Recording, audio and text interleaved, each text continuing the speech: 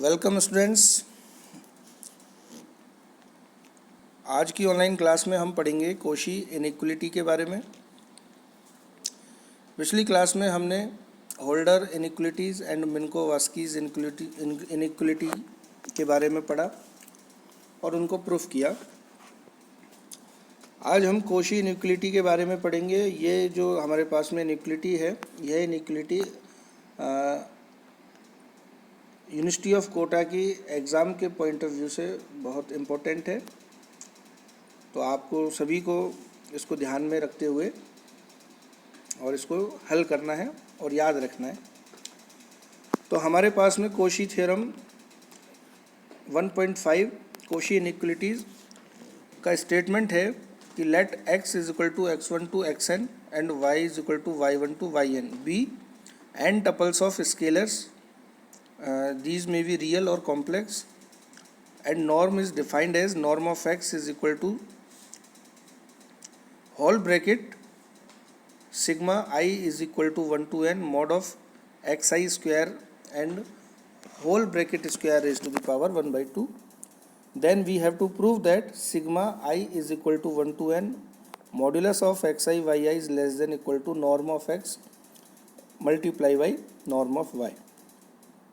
तो यहाँ हम ये देख सकते हैं कि ये जो हमारे पास में कोशी इनइक्वलिटी है, ये एक पर्टिकुलर केस है एक होल्डर इनइक्वलिटी का विद p और q की वैल्यू जब हमारे पास में 2 के बराबर हम लिखें तो हमारे पास में कोशी इनइक्वलिटी हमें मिल जाती है। However due to its importance we given an independent proof here. इसको हम इंडिपेंडेंटली प्रूफ करते हैं और प्रूफ में सबसे पहले हम ये मान के चलते हैं कि यदि x and y both are equal to 0 then there are nothing to prove, that is it is obviously prove. So we can consider x and y does not equal to 0।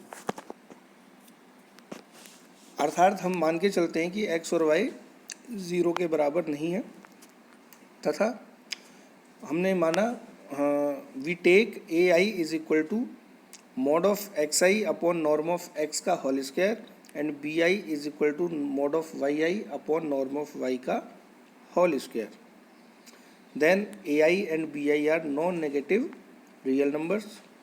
Now we know that geometric mean is less than equal to arithmetic mean, so we can write under root ai bi is less than equal to ai plus bi by 2 for i is equal to 1 to n।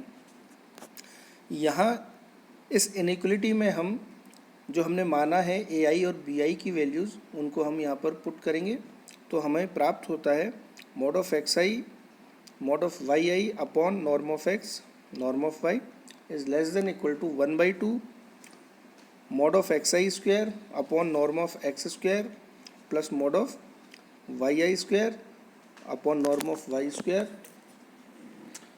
Now it is true for each I, so summing with respect to I, that is हम consider करते हैं I is equal to 1 to n और इसका summation करते हैं तो हम यहाँ पर लिख सकते हैं sigma I is equal to 1 to n both side.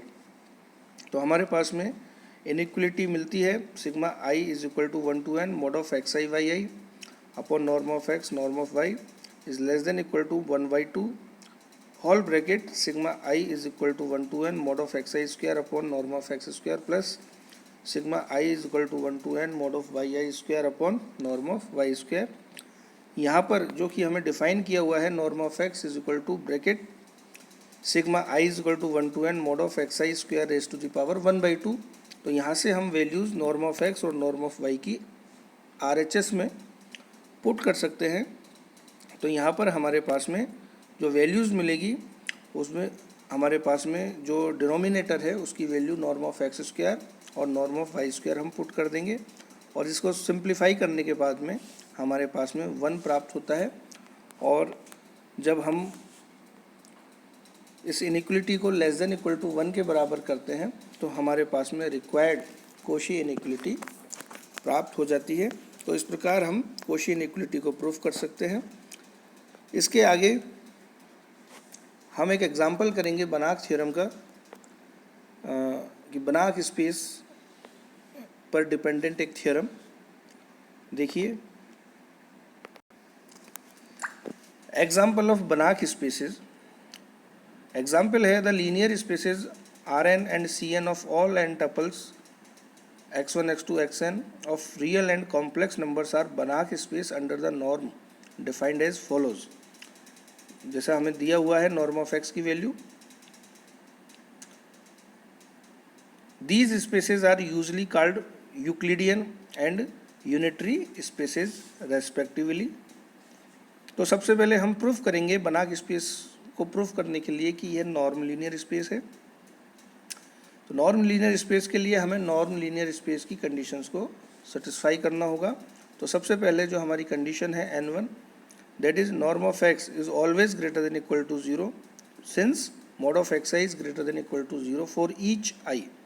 Second n2, norm of x is equal to 0, both implies sigma I is equal to 1 to n mod of xi square raised to the power 1 by 2 is equal to 0।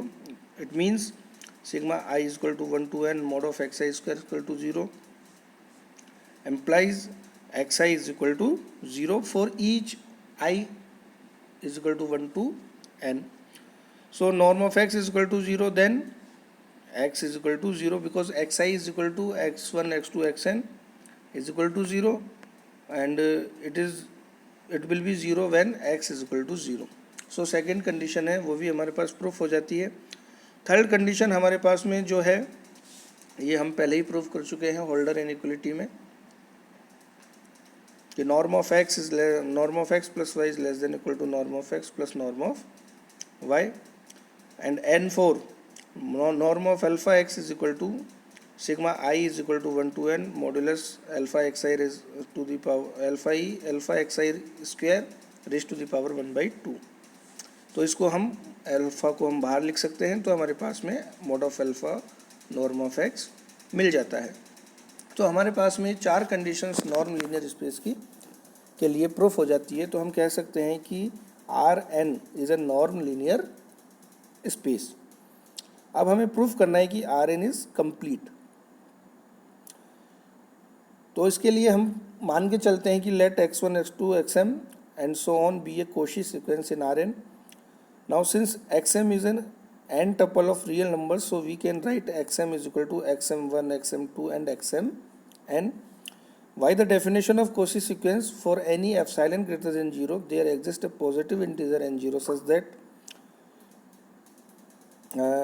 for m and m dash which is greater than n0 implies norm of xm minus xm dash is less than epsilon। दोनों तरफ square करेंगे तो हमारे पास में दोनों तरफ square आ जाएगा। इम्प्लाइज इनकी वैल्यूज़ हम पुट कर सकते हैं। Sigma i is equal to 1 to n mod of x m i minus x m dash i का square is less than epsilon square. इसको हम लिख सकते हैं x m i minus x m dash i का मॉड का square is less than epsilon square and we can write x m i minus x m dash i is less than epsilon implies mod of xm I minus xm dash I square is less than इसको हम लिख चुके हैं यहाँ पर कि mod of xm I minus xm dash I is less than epsilon, जिससे हमें ये पता चलता है it follows that the sequence xm is a Cauchy sequence of real numbers for each fixed but arbitrary I। But we know that R is complete, so each of these sequence converges to a point xi in R, that is limit of m tends to infinite xm I is equal to xi। Now to prove Rn is a Banach space, we shall show that Cauchy sequence xm converges to the point x which is in Rn। So for this limit m tends to infinity xm I is equal to x, so we can find a positive integer m0 such that for m greater than equal to m0 implies mod of xm I minus xi is less than epsilon upon under root n for each I is equal to 1 to n. Squaring each of these inequality and summing as I is equal to 1 to n, we get sigma I is equal to 1 to n mod of xmi minus xi square is less than epsilon square upon n into n. तो यहाँ पर n से n cancel हो जाएगा, हमारे पास में RHS में एप्सिलॉन स्क्वायर बचेगा for m is greater than equal to m0 से. सो हमारे पास में आता है mod of xm minus x, sorry norm of xm minus x का square is less than epsilon square by the definition of norm for all m is greater than equal to m0. जब हम इसका square root करते हैं तो हमारे पास में नॉर्म ऑफ जब हम इसको स्क्वायर रूट करते हैं तो हमारे पास में norm of xm minus x is less than epsilon मिलता है for all m is greater than equal to m0, जिससे ये प्रूफ होता है कि जो कोशी सीक्वेंस है वह कन्वर्ज करती है x की तरफ. That is it follows that the Cauchy sequence xn converge to the point x which is x1 x2 and so on xn belongs to Rn. So Rn is a Banach space, या हम कह सकते हैं hence Rn is complete and so that Rn is a Banach space. and इसी प्रकार हम इसको complex space के लिए, कॉम्प्लेक्स नंबर्स के लिए भी हम इसको प्रूफ कर सकते हैं, यानी प्रोसीड एग्जैक्टली फॉर Cn. तो ये थ्योरम हमारे लिए एग्ज़ाम की पॉइंट ऑफ व्यू से भी इम्पोर्टेंट है और आगे आने वाले सवालों में भी इसको हम यूज़ करेंगे. तो आज के लिए हम इतना ही पढ़ते हैं. आगे नेक्स्ट वीडियोस में मैं आपको नेक्स्ट जो बनाक स्पेस और नॉर्म लीनियर स्पेस है इनकी थ्योरम्स के बारे में बताऊंगा और इनसे रिलेटेड असाइनमेंट मैं आपको नेक्स्ट वीडियो में नेक्स्ट PDF में मैं आपको सेंड करूंगा. Thank you.